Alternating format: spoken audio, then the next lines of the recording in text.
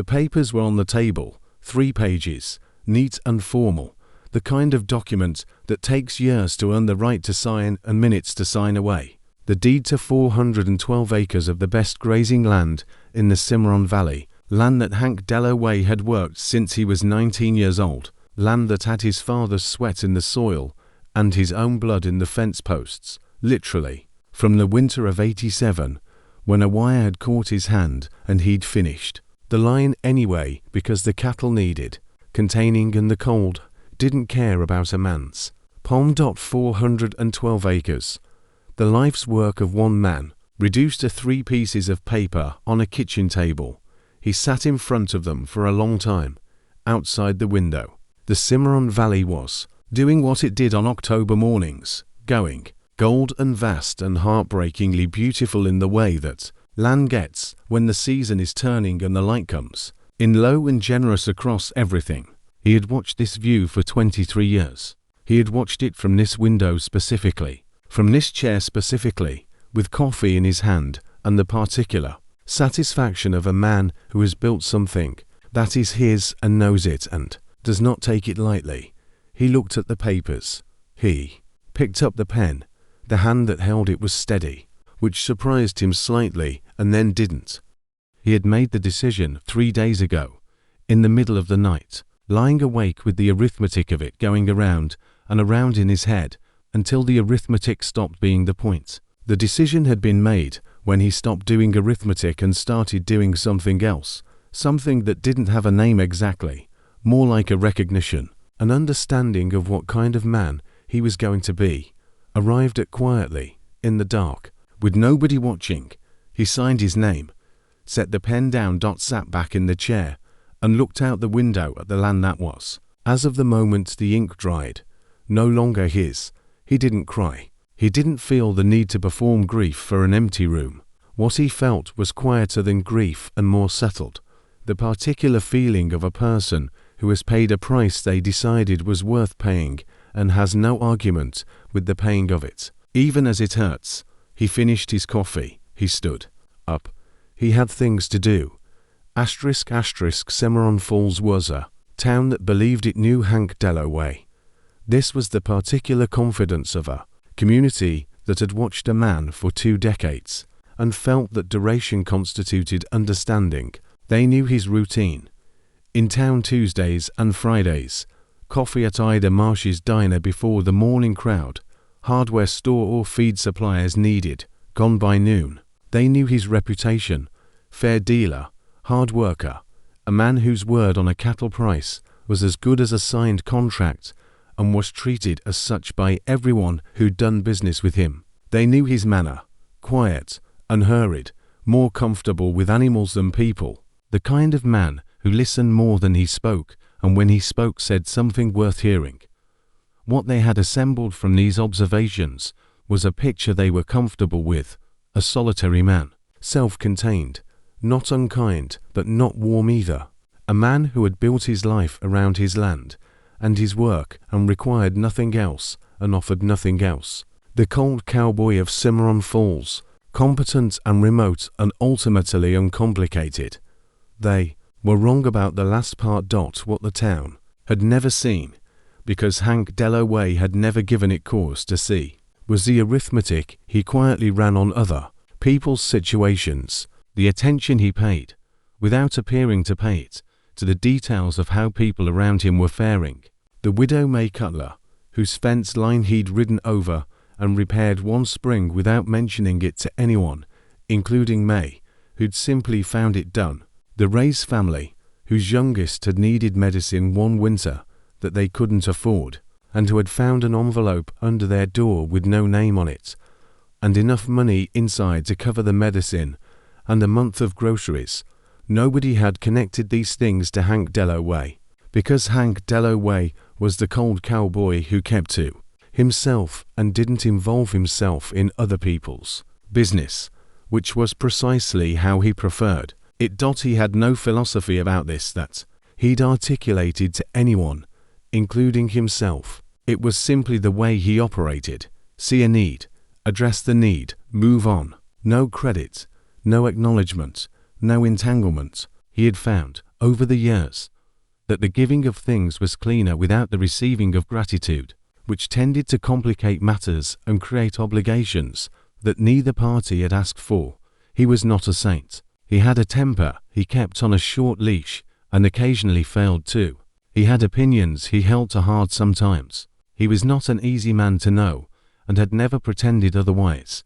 But underneath the face the town had decided was the whole of him was something that the town, in its certainty, had failed to account for, a quality of care so habitual and so quietly expressed that it had become invisible, hidden in plain sight behind the reputation of a man who supposedly didn't care about anything but his 412 acres.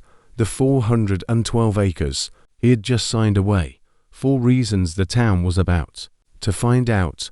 Her name was Clara Bowen, and she had been trying to hold things together for 14 months. 14 months since Tom Bowen had fallen from the roof of the barn he was repairing and landed in a way that took 3 days to kill him, during which time he was conscious enough to understand what was happening and to hold Clara's hand and say the things that needed saying, which she received with the composure of a woman who was saving her falling apart for afterward.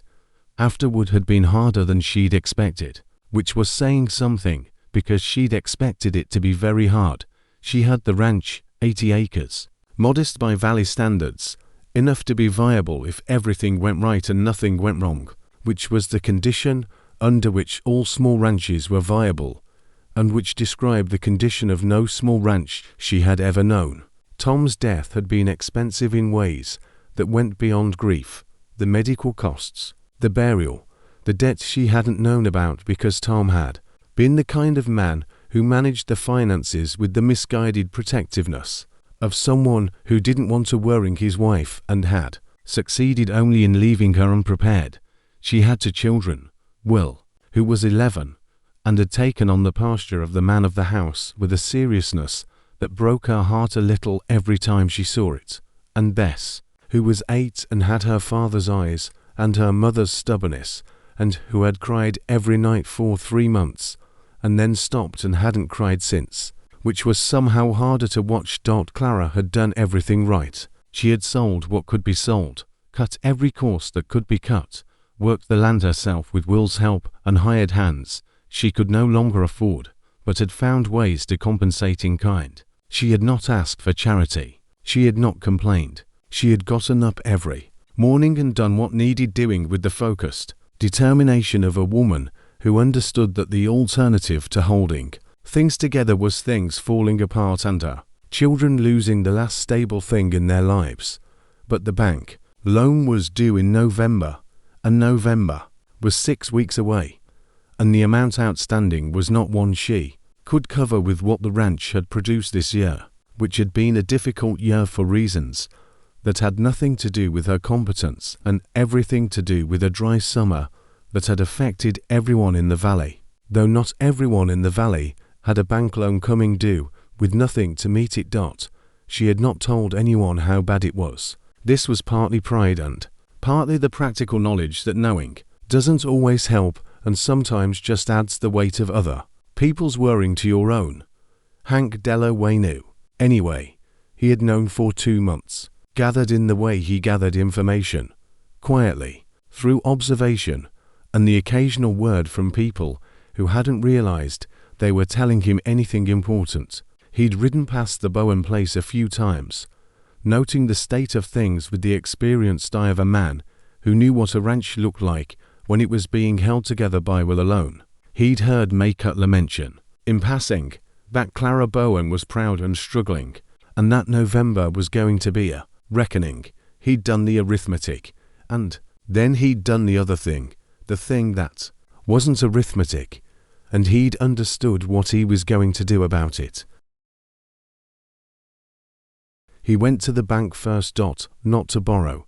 His credit was impeccable, and he could have borrowed easily enough. But borrowing meant debt, and debt meant obligation, and obligation meant that the thing he was doing became complicated in ways he didn't want it to be complicated.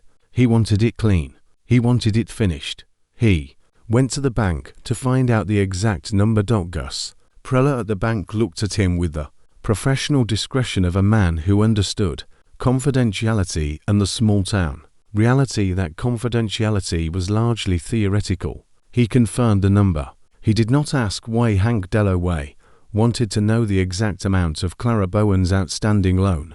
Because Gus Preller had been in Cimarron Falls long enough to know that Hank Dalloway did not explain himself, and that pushing him to do so was a waste of everyone's time. Hank went home. He sat at the kitchen table and looked at the number he'd written on a piece of paper and looked at the other numbers he knew by heart. What the land was worth, what the cattle would fetch at current prices, what remained in the account after 23 years of careful work and careful saving. The land would cover it. The land would cover it and leave something over. He thought about the land for a long time. He thought about his father, who had homesteaded the first 100 acres and broken that ground with a determination that Hank had grown up watching and had absorbed without knowing he was absorbing it. He thought about the north pasture that he'd added in his 30s, the best grazing in the valley. Where he'd stood on the first morning, he owned it and felt the particular feeling of a man whose life is going according to the shape he'd imagined for it. He thought about growing old on this land, about what he'd assumed his future looked like, the ranch improving year by year, the work continuing, the land outlasting him, the way land outlasts everyone, and carrying forward whatever he'd put into it. He thought about Will Bowen, 11 years old, standing at the fence of his father's ranch with the pasture of a man of the house that no 11-year-old should have to maintain. He thought about Bess Bowen, who had stopped crying. Dottie picked up the pen. The sale took 4 days to arrange, which was faster than such things usually went, because the beer, a ranching operation out of Colorado that had been quietly acquiring valley land for 2 years, had been waiting for Hank Dalloway's acreage and moved with an alacrity that confirmed they'd been waiting a while. He signed on a Thursday morning. On Thursday afternoon, he went to the bank and paid off Clara Bowen's loan in full, in cash, with instructions to Gus Preller that the source of the payment not be disclosed. Gus Preller looked at him. "Hank," he said. "No names," Hank said. "It's a lot of money," Preller said. Meaning, "It's too much. It's more than a neighbor does. It's the kind of money that changes a person's life. And I need you to understand that's what you're doing." "I know what it is," Hank said. He left. He rode home to a ranch that was no longer his and slept in a house that he'd have to vacate by the 1st of December, and looked at the ceiling in the dark and felt, not regret exactly, but the full honest weight of what he'd done, the size of the sacrifice, the reality of it, the fact that 23 years of work had become a number on a bank document, and the number had gone to settle a debt he hadn't owed. And underneath that weight, something else. Something quieter, something that was, when he examined it honestly, at peace. November came. Clara Bowen went to the bank expecting the conversation she'd been dreading 4 months, and came out 40 minutes later with an expression that Porter Hayes, who happened to be passing, described afterward as a woman who had been told the sky was green. Pure, uncomprehending shock. The loan was settled, paid in full, no explanation offered, no name attached, no condition or obligation tied to the payment. She stood on the steps of the bank in the November cold and tried to make sense of it, and could. Hank, meanwhile, was making arrangements. He had a small amount of money left after the sale, enough to see him through the winter, less than enough to start over on the scale he'd been operating. He rented a room above the feed store, the one nobody else wanted, because the floor was cold and the window faced north, and he paid for it month to month, because month to month was what he could manage. He found work. This was not difficult. A man with his knowledge and reputation could find work in a valley full of ranches that always needed capable hands, and he found it without pride or complaint, doing at 42 what he'd done at 19, working other men's land with the same steady competence he'd always brought to his own. He did not complain. This was not performance. He genuinely did not experience his situation as something to complain about. He had made a choice, and the choice had consequences, and the consequences were what they were. The cold room was cold. The work was harder than running his own operation. The money was less. These were facts, not grievances. What was harder, in ways he hadn't anticipated, was the land. He rode past it sometimes. Unavoidably.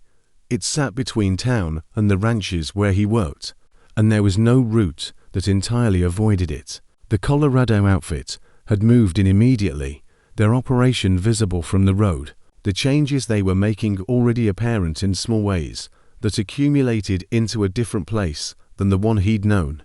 He looked at it, when he rode past, with the expression of a man visiting a grave, respectful, present, not dwelling. He did not stop. He rode on.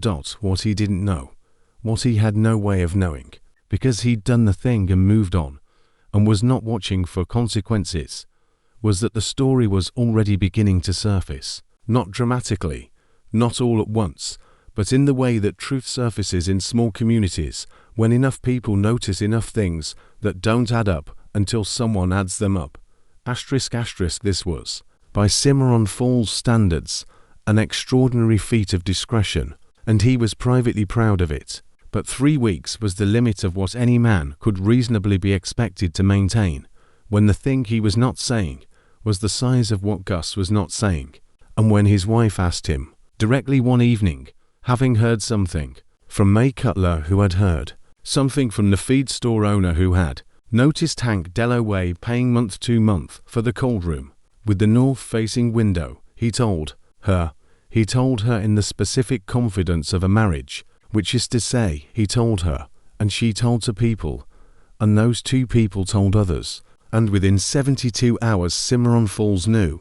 The reaction was not simple.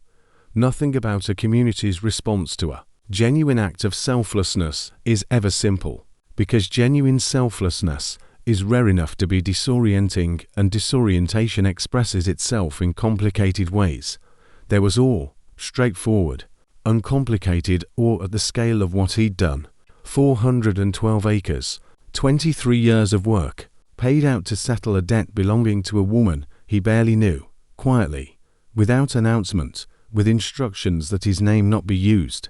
There was guilt. This was less comfortable, but more honest. The guilt of people who had watched Clara Bowen struggle for 14 months, and had offered sympathy in casseroles, and had not done what Hank Delloway had done, which was address the actual problem at the actual cost required to address it. This guilt expressed itself in defensiveness in some people and in a quiet, private reckoning in others, and both responses were understandable. There was, in a few people, disbelief, the need to find another explanation, a self-interested motive, something that would make the act less uncomplicatedly good, and therefore less challenging to live alongside. These people looked hard for an angle, and didn't find one, and were eventually forced to concede that sometimes a thing is what it appears to be. Clara Bowen heard the truth on a Wednesday afternoon from May Cutler, who told her gently and directly, sitting at Clara's kitchen table with 2 cups of coffee between them,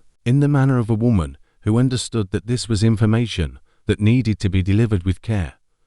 Clara sat very still for a long time after May finished. He sold his land, she said. Double quotes, yes. May said. Clara looked at her hands. For us, she said. Yes. May said. Will came in from outside while his mother was sitting at the table with that expression, and took one look at her and said, with the serious directness of an 11-year-old who has learned that the world contains things that require serious directness, "Mama, what happened?" Clara looked at her son, at the posture he'd been maintaining for 14 months, the posture of a child carrying an adult's weight, and felt something release in her chest that she hadn't known was clenched. "Someone helped us," she said. "Someone helped us in a very big way, and I didn't know who it was until right now." Wu looked at her. "Who?" he said. She told him. Wu was quiet for a moment. Then he said, "We should go say thank you." Clara looked at her son and thought that Tom would have been proud of him, which was both a painful thought and a sustaining one. "Yes," she said, "we should." He was working the fence line on the Morrison Ranch, the east section, where the posts needed replacing. Cold work for a November morning. When he heard horses, he straightened up. 3 horses. Clara Bowen, riding the old grey she'd had since before Tom died, Will beside her, sitting straight in the saddle, the way the boy always sat, and Bess in front of her mother, bundled against the cold, her father's eyes looking out from under a wool hat. He took off his gloves. They pulled up a few feet from where he was standing, and there was a moment where nobody said anything. The kind of moment that contains more than words can carry, and that everyone present understands, requires a pause before anyone tries to put it into language. Clara got down first. She walked to him and stopped and looked at him with an expression he had no category for, not gratitude exactly, or not only that, something larger and more complicated, the expression of a person who has been given something so significant that receiving it is its own kind of, wait, you didn't have to do that, she said. No, he agreed. It was too much, she said. It was what was needed, he said. She shook her head slowly. Hank, Clara, he said, gently but clearly, it's done. It doesn't need to be discussed. She looked at him for a long moment. We wanted to come. She said. Will had dismounted and was standing beside his horse with the serious expression of a boy who has prepared something. Mr. Dalloway, Will said, my mother told me what you did, and I wanted to tell you that. He stopped, recalibrated, started again, abandoning whatever he'd prepared for something more direct. My dad would have done the same for someone, if he could have. I think he would have done the same. Hank looked at the boy. I think so too, he said, because from what he'd known of Tom Bowen, it was true. Will nodded, satisfied. Bess, from her mother's horse, said, are you cold? He looked at her. A little. We have soup, she said. Mama made a lot. He almost smiled. What happened next was not something he had anticipated, or wanted, or known how to prevent by the time it was already happening. The town of Cimarron Falls, having absorbed the information of what he'd done, and converted it first into shock, and then into something that required a response, produced a response. It was not grand. It was Cimarron Falls, which ran to the practical over the theatrical. It was people arriving at the feed store room with things, firewood, food, a better coat than the one he'd been wearing, the various currencies of community care. It was Dace Morrison, whose fence he was currently repairing, telling him that the work now came with a room in the ranch house rather than wages, said in a tone that did not invite discussion. It was other ranchers in the valley, quietly, finding reasons to employ him at rates that were generous, without being obvious about their generosity. It was May Cutler, at the diner, refusing payment for his coffee, in a way that made it clear the refusal was permanent and non-negotiable. It was Will Bowen, appearing at the feed store room on Saturday mornings to ask if there was anything that needed doing, in the serious way of a boy who has decided that a debt exists and intends to spend years paying it back in whatever currency an 11-year-old commands. He had not wanted any of it. He had not asked for any of it. But he was learning, at 42, something he had perhaps always known intellectually, but had not quite felt before, that accepting what a community offers you when it offers from genuine love is not weakness and not compromise, that refusing it entirely is its own kind of pride, and not always the generous kind. He let them, he said thank you, which were 2 words he had, historically underused. He sat in Dace Morrison's ranch house that winter by a fire that wasn't his cold north-facing window and ate food that people brought because they wanted to bring it, and accepted the imperfect, generous, complicated gift of being known by the place he'd lived in for 23 years. It was not what he'd expected.